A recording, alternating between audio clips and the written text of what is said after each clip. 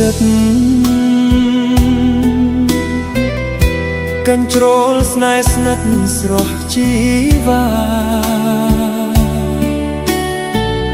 តែអស់សង្ឃឹមក្នុងចិនដាព្រោះហួហត្ថានឹងត្រកមគុំពោលដូចឈ្នប់ប្រស្នេហាអូនដូចមច្ឆាទឹកដូចបងទឹកអើយកុំរៀងអាសូរផងសូមរស់ក្បែរបងលុះមកណាតើជឿបានទេព្រះគង្គាពាក្យពៅពងងារថ្លែងចរចាឲ្យទឹករលកនឹងវាដាជួយស្រាយបញ្ហាខ្ញុំនេះផង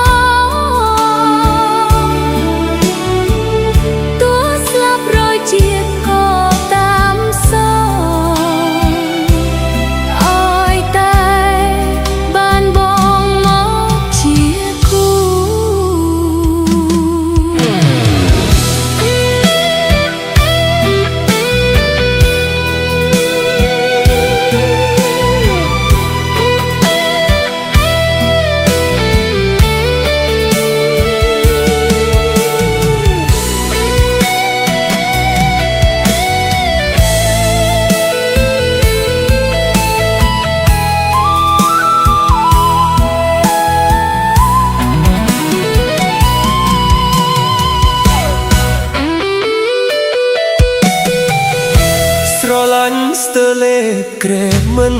ណាយភាពត្រាឆំឆាយដោយគុំនូ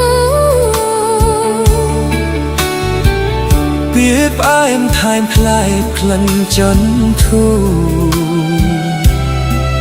បងត្រូវតតសួរយកឲ្យបានបងត្រូវ